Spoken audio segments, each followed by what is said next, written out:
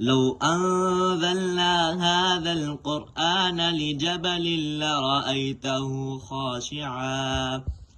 لرأيته خاشعا متصدعا من خشية الله. وتلك الأمثال نضربها للناس لعلهم يتفكرون. هو الله الذي لا إله إلا هو عالم الغيب والشهادة هو الرحمن الرحيم.